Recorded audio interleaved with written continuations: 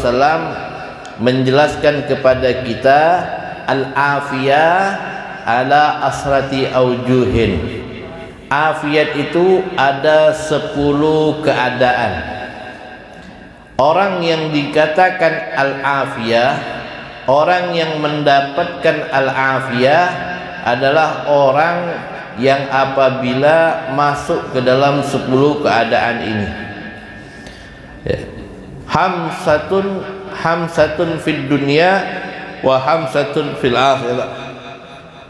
Ada 5 keadaan al-afiyah di dunia dan 5 keadaan al-afiyah di akhirat. 5 keadaan al-afiyah di dunia dan 5 keadaan al-afiyah di akhirat. Jadi seseorang bisa dikategorikan mendapatkan al-afiyah kalau ada 5, dan 5 ini ada di dunia dan 5 ada di akhirat. 5 untuk di dunia, 5 untuk di akhirat. Jadi keseluruhannya ada 10. Ada 10. Hamsatun fid dunya wa hamsatun fil akhirah. Fa ammal lati fid dunya, adapun yang dimaksudkan al-afiyah di dunia, di sini dikatakan yang pertama al-ilm, yaitu ilmu. Orang yang dikategorikan mendapatkan al-afiyah, kesehatan al-afiyah ini ulama mengartikannya adalah sehat zahir dan batin.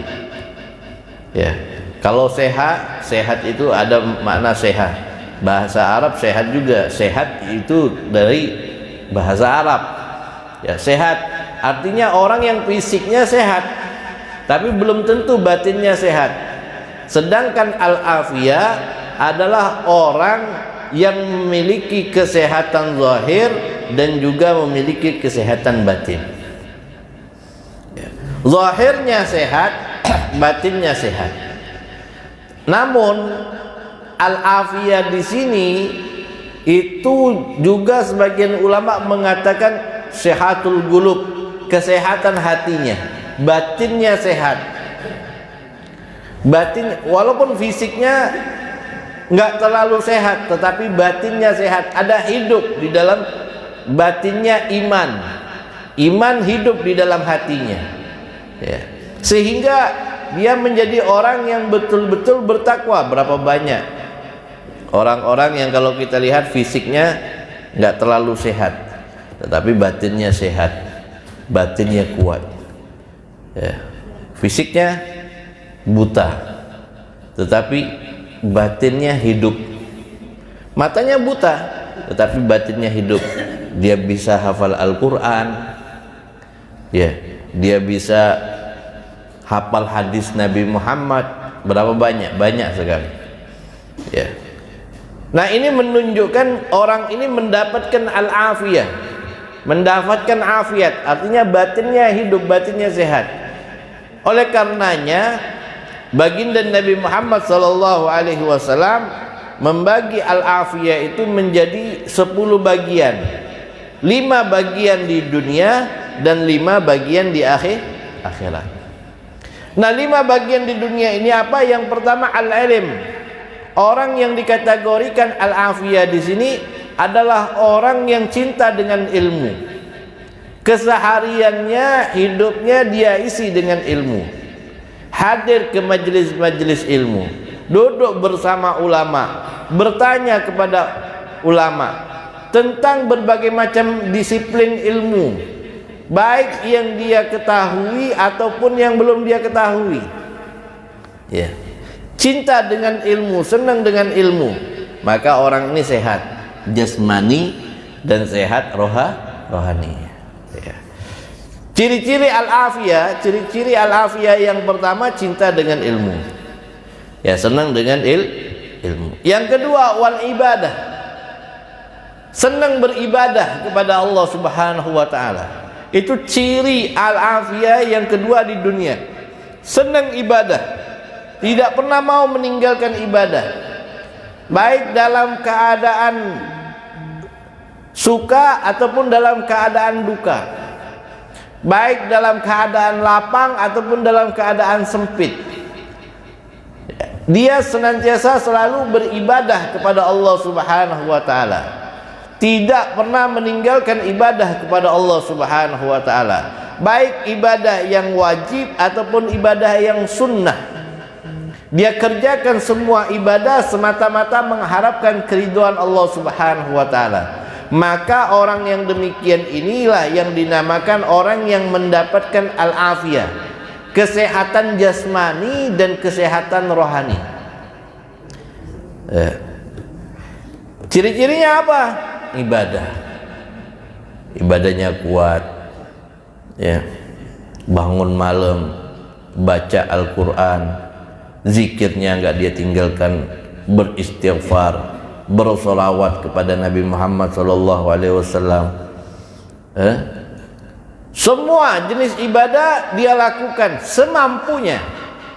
Dia lakukan semampunya. Maka ini orang mendapatkan al-afiyah, mendapatkan al-afiyah. Ya. Lalu yang kedua apa? Warizqum minal halal. Orang yang mendapatkan al-afiyah yang kedua, setelah dia menuntut ilmu dan dia menjaga ibadahnya kepada Allah Subhanahu wa taala, warizqum minal halal, dan dia mencari rezeki yang halal. Tidak dia makan terkecuali rezeki itu halal. Tidak dia mengambil rezeki terkecuali rezeki itu halal. Ini orang yang mendapatkan al-afiyah. Ini orang yang mendapatkan al-afiyah. Rezeki yang halal. Tak mau dia.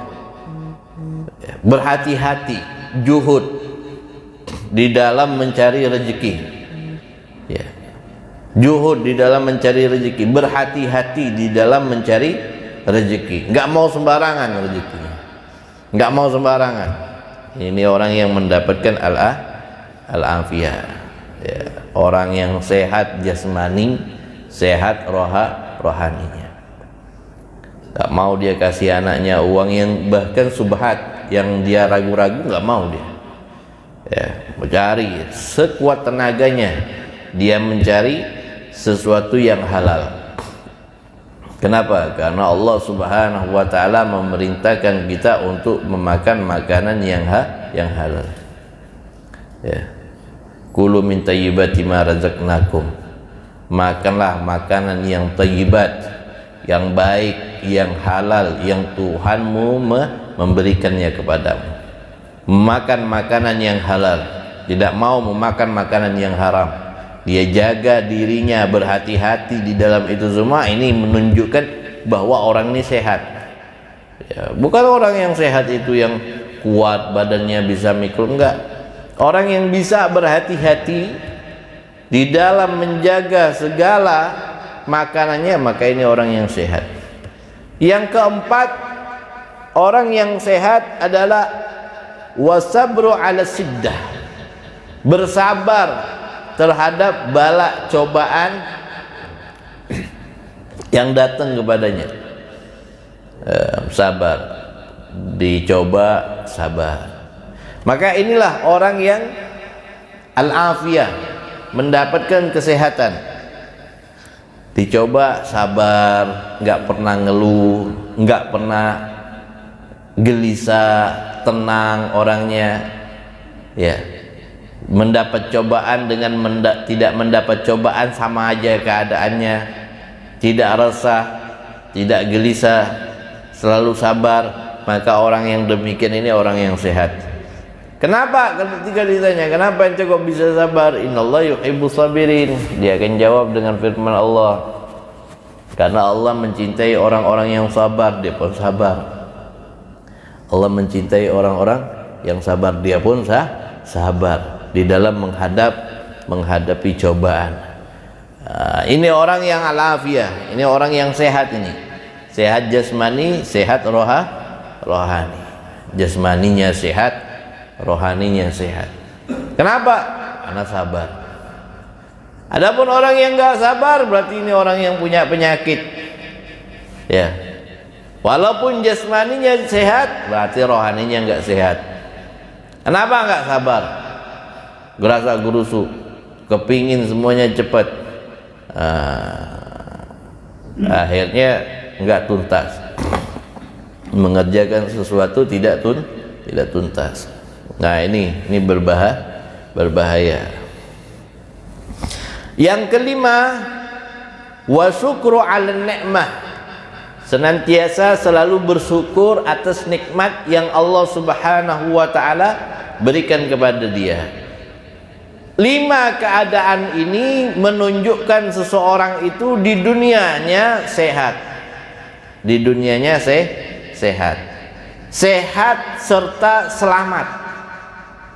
Di dunianya sehat dan dia selamat. Orang yang senang menuntut ilmu maka dia selamat. Selamat dari apa? Kebodohan. Terlepas dia terhindar daripada kebodohan. Dia tidak mudah dibodohkan oleh orang lain, tidak mudah ditipu oleh orang lain, tidak mudah. Kenapa?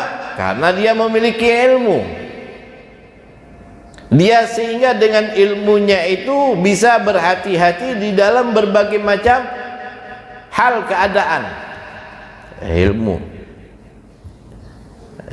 Al-ilmu hakim. Ilmu ini hakim penentu. Wan nas mahkumun alaih. Manusia ini yang ditentukan dari ilmu tadi. Ya. Nah, seseorang itu bisa beribadah dengan baik tergantung ilmunya. Ya, kalau ilmunya baik maka ibadahnya baik. Kalau ilmunya kurang baik, ibadahnya kurang baik. Ya. Maka seseorang yang mendapatkan al-afiyah berarti dia mendapatkan kesehatan dan juga mendapatkan keselamatan di dunia. Dengan apa caranya dia mendapatkan kesehatan dan keselamatan di dunia? Jasmani dan rohaninya. Yang pertama dengan ilmu, yang kedua dengan ibadah, yang ketiga senantiasa selalu memakan makanan yang halal, yang keempat bersabar terhadap musibah, yang kelima bersyukur terhadap nikmat yang Allah Subhanahu wa taala berikan kepadanya. Nah, kalau 5 hal ini telah dijaga, berarti ini orang sehat. Berarti ini orang sehat. Nah, kalau sudah hal yang demikian ini dia jaga di alam dunia, maka di akhirat pun dia akan mendapatkan 5 keadaan. Maka Nabi SAW mengatakan, wa ammal lati fil akhirah, adapun 5 keadaan di akhirat yang akan didapat oleh orang-orang yang sehat adalah fa innahu ya'tihi malakul maut birahma wal lutuf. Fa innahu, dan sesungguhnya, ya'tihi, maka akan mendatangi orang tersebut. Siapa dia? Malakul maut, malaikat maut. Ketika masa kewafatannya, di akhir hayatnya di alam dunia, datang malaikat maut. Dalam keadaan apa? Birahmah, dalam keadaan penuh dengan kasih sayang, walutuf, dan kelembutan. Malaikat maut datang kepada dia dengan kelembutan, bukan dengan kemurkaan. Kenapa? Karena dia sudah mendapatkan al-afiyah di dunia. Dia senang menuntut ilmu. Makanya orang yang menuntut ilmu itu meninggal dalam keadaan menuntut ilmu, meninggal dalam keadaan syahid. Meninggal dalam keadaan syahid. Maka jangan pernah malas di dalam menuntut ilmu. Ada majelis hadir. Ada majelis hadir. Niatkan dalam satu hari satu malam harus ada menuntut ilmu. Harus ada menuntut ilmu. Orang yang berjalan di jalan menuntut ilmu, man salaka tarikan yaltamisu lahu fihi ilman sahalallahu lahu tarikan ilal jannah. Barang siapa yang meringankan langkah kakinya menuju ke suatu tempat yang di dalamnya diajarkan ilmu agamanya Allah Subhanahu wa taala, maka Allah Subhanahu wa taala akan memudahkan orang tersebut menuju ke surganya Allah Subhanahu wa taala. Dimudahkan langkah kakinya diringankan langkah kakinya menuju ke surganya Allah Subhanahu wa ta'ala. Itu yang pertama, orang yang sehat. Kalau dia sudah semuanya, maka tatkala datang ajalnya, datang malaikat maut datang birahmah wal lutuf, dengan keadaan penuh dengan kasih sayang. Beda cabutan nyawa orang yang dimurkai oleh Allah dengan orang yang disayangi oleh Allah. Kalau cabutan nyawa orang yang dimurkai oleh Allah Subhanahu wa ta'ala, malaikat Israel datang dalam keadaan marah, dalam keadaan kesal, ya, dalam keadaan sadis dan kasar, ya. Orang yang mendapatkan al-afiyah adalah orang yang ketika sakaratul mautnya dia didatangi oleh malaikat pencabut nyawa dalam keadaan rahmat dan dalam keadaan lemah lembut. Artinya diyakini bahwa orang tersebut meninggal dalam keadaan husnul khatimah, meninggal dalam keadaan husnul khatimah. Lalu yang kedua yang akan dia dapatkan di dalam kuburnya ialah la yurawwi'uhu munkarun wa nakirun fi gabri, dan dia tidak akan pernah merasa takut atau tidak ditakutkan. Yurawwi'uhu bisa dimaknakan tidak menakutkan atau tidak terkejut, tidak kaget, ya, dengan adanya mungkar wan nakir. Dia tidak takut dengan adanya mungkar wan nakir. Kenapa? Karena malaikat pun, mungkar wan nakir pun juga mendatangi dia birlutuf wal birahmah wal lutuf, dengan penuh kasih sayang dan dengan penuh kelembutan. Sehingga dia enggak pernah takut dengan adanya malaikat mungkar wan nakir. Apapun yang akan dipertanyakan oleh malaikat mungkar wan nakir, maka akan bisa dia jawab dengan baik. Jadi orang yang sehat itu seperti itu. Orang yang sehat itu dia di dalam kuburnya tenang. Di dalam kuburnya tenang.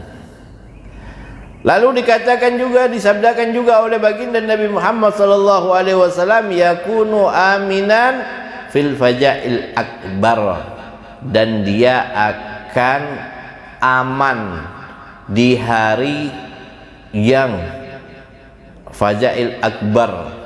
Semua orang dalam keadaan ketakutan.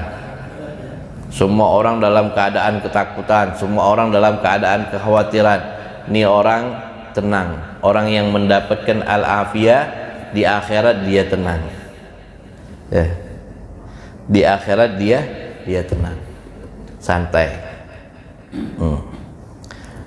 Lalu juga tumha sayyi'atuhu wa tuqbalu hasanatuhu, dan dihapuskan seluruh kesalahannya, dihapuskan seluruh kejelekannya, dan diterima seluruh amal baiknya. Kejelekannya dihapus, amal baiknya diterima oleh Allah Subhanahu wa ta'ala. Ini orang yang mendapatkan al-afiyah di akhirat, ya. Jadi afiyah itu didapatkan di dunia, afiyah itu juga didapatkan di akhirat. Ya, di dunia tadi dengan cara dia rajin menuntut ilmu, dia rajin beribadah, mencari makanan yang halal, bersabar atas musibah, bersyukur terhadap nikmat yang Allah Subhanahu wa ta'ala. Ini orang al-afiyah, ini mendapatkan afiyah. Di akhirat bagaimana? Meninggal dalam keadaan tenang, meninggal dalam keadaan husnul khatimah. Ini karena apa namanya, yang kita khawatirkan itu detik-detik mau wafat, ya, detik-detik mau wafat. Pernah apa namanya, suatu hari Syekh Abdullah Al-Baghdadi, Syekh Abdullah Al-Baghdadi ini bermimpi bertemu Nabi Muhammad SAW. mimpi bertemu Nabi Muhammad SAW, dan dia lihat wajahnya Nabi Muhammad SAW dalam keadaan pucat, dalam keadaan bersedih. Ditanya oleh Syekh Abdullah, ya Rasulullah, apa yang menyebabkan wajah engkau ini pucat dan engkau bersedih? Apa yang menyebabkan? Nabi Muhammad SAW mengatakan kepada Syekh Abdullah, wahai Abdullah, hari ini ada 12.000 dari umatku yang meninggal dunia. Bayangin, 12.000 dari umatku yang meninggal dunia, dan yang meninggal dalam keadaan husnul khatimah, terbebas dari siksaan Allah, cuma 2 orang dari 12.000. Yang meninggal dalam keadaan husnul khatimah cuma dua orang. Yang lainnya meninggal dalam keadaan su'ul khatimah. Kenapa? Karena hilangnya iman di dalam hati mereka.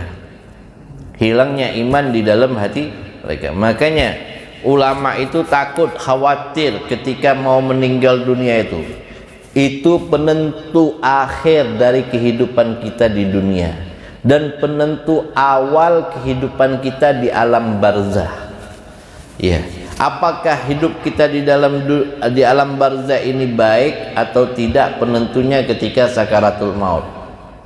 Makanya minta kepada Allah Subhanahu wa taala meninggal dalam keadaan husnul khatimah. Banyak-banyak baca ya Allah biha, ya Allah biha, ya Allah bi husnil khatimah, ya Allah biha. Lagi santai baca ya Allah biha, ya Allah biha, ya Allah bi husnil khatimah. Orang yang banyak meminta husnul khatimah maka akan meninggal insyaallah dalam keadaan husnul khatimah. Tapi kalau orang yang tidak pernah minta, maka dikhawatirkan meninggal dalam keadaan su'ul khatimah, dalam keadaan jelek di akhir daripada kehidupannya. Na'udzubillah min zalik. Jadi orang yang al-afiyah adalah orang yang selamat dan meninggal dalam keadaan husnul khatimah. Di kuburannya aman, tidak takut, tidak khawatir, dan semua kesalahannya dihapuskan oleh Allah Subhanahu wa taala. Semua kebaikannya diterima oleh Allah Subhanahu wa taala.